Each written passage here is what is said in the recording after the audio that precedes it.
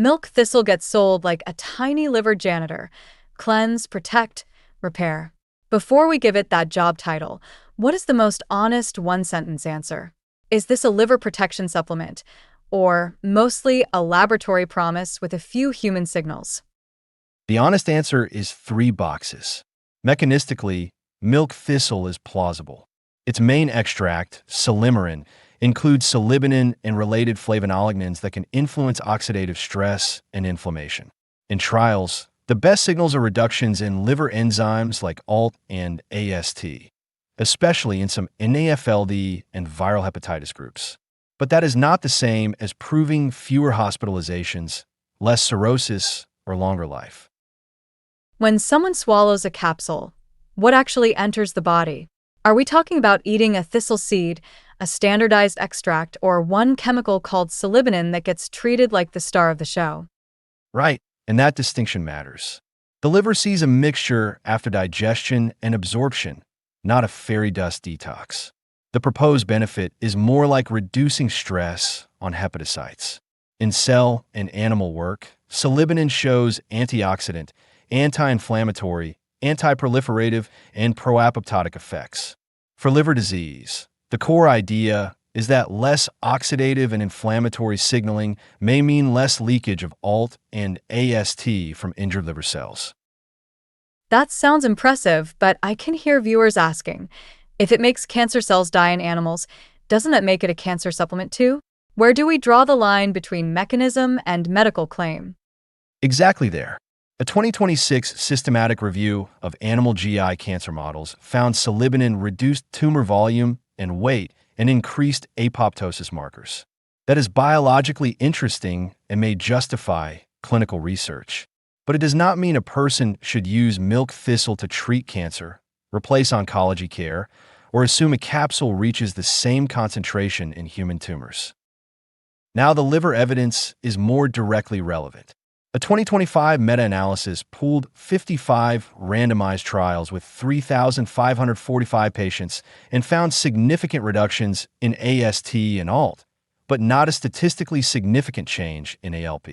That pattern supports a possible hepatocellular injury signal, not a blanket claim that every part of liver biology improves.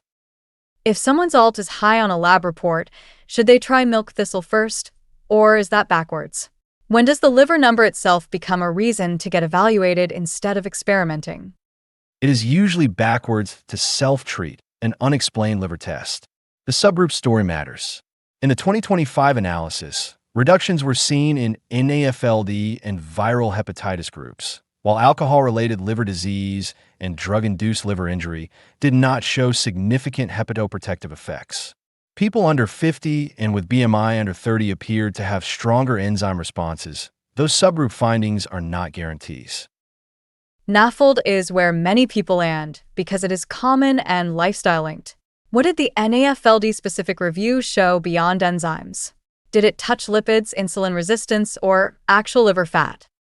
A NAFLD and NASH meta-analysis included 26 randomized trials with 2,375 patients. It reported lower total cholesterol, triglycerides, LDL, fasting insulin, ALT, AST, fatty liver index, and fatty liver score, with HDL increasing. It also reported improved steatosis on histology. That is encouraging, but the authors still said confirmation is needed because trial designs, formulations, and populations vary. Here's the part that makes me nervous. Supplements on a shelf are not the same as the capsule in a trial, right? How much should people worry about product quality, medications, diabetes drugs, pregnancy, or an upcoming surgery? Yes, formulation is a hidden variable. Silymarin has been studied as standardized extracts, and different products may not deliver the same amount or absorption. Some newer trials use blends with prebiotics, minerals, beta-glucan, and silymarin, which makes the result harder to assign to milk thistle alone. So a practical reading is match expectations to the exact product evidence, not the plant's reputation. The dose story is also not more is better. In the 2025 liver injury meta-analysis, meta-regression did not find a clear dose, age, BMI, or duration relationship overall. Subgroup analysis even found stronger AST and ALT decreases with doses under 400 milligrams and durations of 2 months or less compared with higher doses and longer use. That finding should be interpreted cautiously, but it weakens megadose logic. So, what are the clean boundaries? If someone has known liver disease, takes several medications, uses glucose-lowering drugs, has ragweed-type allergies, is pregnant, or is heading into a procedure, what should happen before they add it? I would judge it like a measurable adjunct, not a vibe. First, define the reason.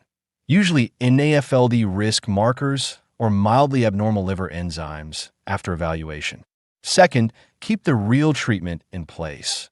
Weight, alcohol reduction if relevant, diabetes management, hepatitis care, medication review. Third, recheck the same labs after a defined window. If ALT, AST, lipids, or insulin markers are unchanged, the expectation should shrink.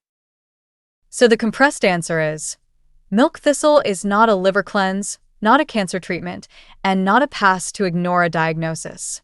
But as a standardized silymarin product, in the right person, it may modestly improve liver enzymes and some NAFLD metabolic markers.